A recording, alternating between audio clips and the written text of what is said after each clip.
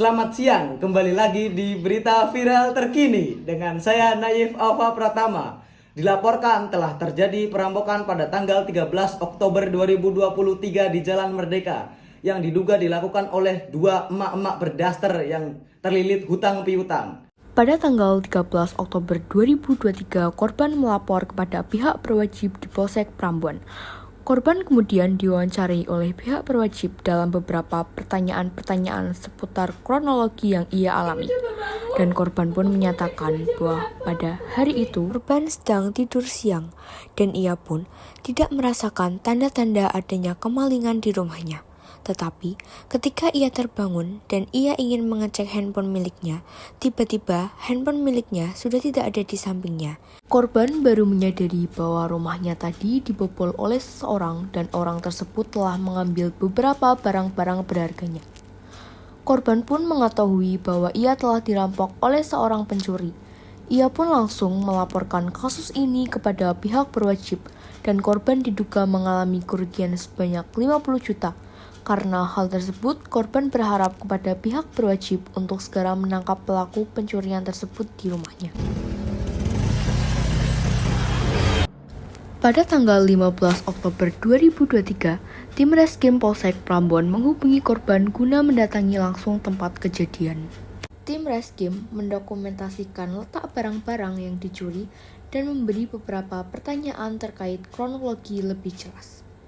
Saat tim Reskrim mengajukan pertanyaan seputar barang yang hilang, ternyata korban baru menyadari bahwa beberapa perhiasannya juga hilang diambil oleh para pencuri.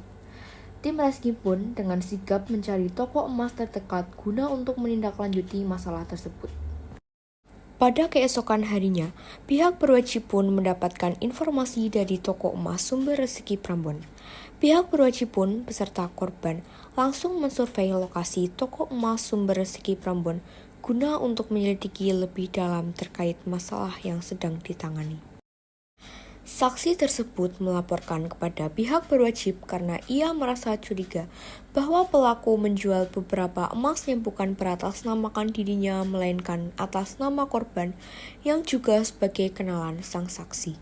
Itu sebenarnya saya sudah curiga, jadi gini kronologinya.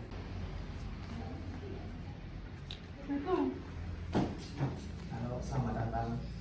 Mau jual emas sama sini sebelah sama sini ya. Sebentar ya, saya cek dulu. Ya. Ini salahnya ya Pak. Nah. Asli loh Pak. Lo KW. Mas Dubai itu. Bisa saya lihat ininya surat? Ya silakan. Buati kan teman saya, kok suratnya bisa ada di mereka sih?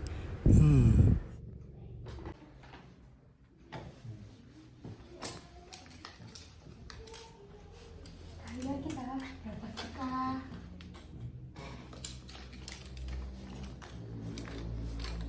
Ini berarti totalnya segini ya. Maya lah cuan. Terima kasih. Iya. Kantor kita. Nah, kira-kira seperti itu kronologinya. Sejak awal juga saya udah curiga ini milik Ibu Wati. Ibu Wati kan teman saya, kok bisa ada di mereka gitu. Saya juga bingung gitu. Apakah Bapak mengetahui ciri-ciri dari pelakunya? Nah, kebetulan saya kemarin sudah foto dari CCTV toko saya. Ini kira-kira seperti ini. Oh iya Pak. Bisa. Coba dicoba. Sepulang dari toko emas, tim Reskrim dengan sigap langsung mencari data-data dan identitas dari pelaku pembobolan rumah yang dilakukan oleh dua emak-emak berdaster. Hingga pada akhirnya, polisi berhasil menemukan data tersebut dan langsung menghampiri pelaku ke rumahnya dan membawanya untuk menjalani konferensi pers. Kabarnya sekarang mereka sedang menjalani konferensi pers di Polres. Selanjutnya berita ini akan saya berikan kepada saudara saya yang di tempat. Terima kasih. Terima kasih kepada saudara Naif telah menuliskan berita kepada saya. Kita lanjut akan wawancara kepada Bapak siapa Pak? Pak Reno Dan Ibu. Ibu Rini. Kira-kira hasil dari konferensi pers yang sudah dilakukan tadi itu apa Bu? Kami menyita beberapa barang bukti yakni uang tunai, sepeda motor dan juga perhiasan yang belum dijual. Pelaku mengaku melakukan aksi serupa di beberapa lokasi lainnya, yakni pada Juli 2023 di salah satu rumah desa Jati Alun-Alun, Kecamatan Prambon dengan hasil pencurian uang tunai sebesar 2 juta rupiah serta perhiasan. Kemudian pada September 2023 di rumah desa Jati Kalang, Prambon dengan hasil pencurian berupa uang tunai sebesar 20 juta rupiah dan perhiasan emas berupa 2 buah cincin emas beserta surat pembelian dari toko Gajah Mas. Selanjutnya pada Oktober 2023 di rumah desa Keno, Kecamatan Tulangan, Sidoarjo dengan hasil pencurian 3 perhiasan emas gelang keroncong beserta surat pembelian dari toko Gajah Mas. Motif para pelaku melakukan tindakan pencurian untuk memenuhi kebutuhan hidup dan membayar utang. Tersangka diancam pasal 363 ayat 1 ke 3 dan 4 KUHP dengan hukuman penjara maksimal 9 tahun penjara. Berikut keterangan yang diberikan. Terus selanjutnya kira-kira kronologinya dari mereka melakukan pencurian itu gimana, Pak? Jadi kronologinya tersebut ialah Menurut Reskrim Polsek Prambon mengatakan, 2 pelaku tersebut melakukan aksi tersebut lantaran untuk memenuhi kebutuhan hidup dan membayar hutangnya. Pelaku mengakui bahwasanya ia beserta rekannya tidak ingin melakukan aksi tersebut. Namun, karena ia terlilit hutang yang banyak dan ia tidak sengaja menemukan rumah besar yang kemungkinan di benaknya si pelaku terdapat banyak barang-barang berharga, maka si pelaku melakukan rencana pembobolan rumah dan pencurian di rumah tersebut. Pelaku telah mengintai rumah tersebut berkali-kali untuk memastikan keadaan aman untuk melancarkan aksi pencurian di rumah tersebut.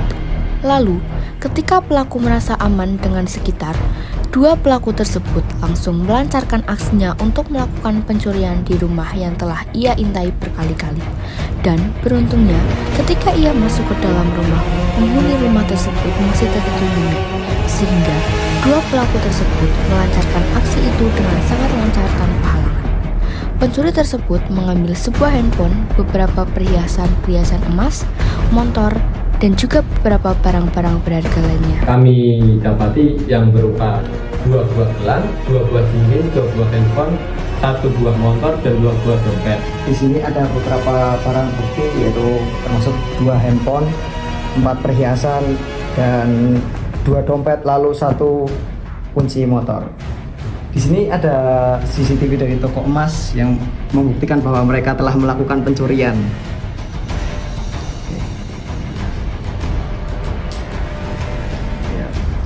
Kira-kira begitu saja yang bisa dapat saya laporkan dari hasil konferensi pers hari ini. Terima kasih telah menonton berita ini. Wassalamualaikum warahmatullahi wabarakatuh. Terima kasih Saudara Pratama atas informasi yang diberikan secara langsung. Kita akhiri berita hari ini. Saya Nayef Alfa Pratama pamit undur diri. Sampai jumpa. Selamat menjalankan aktivitas kembali.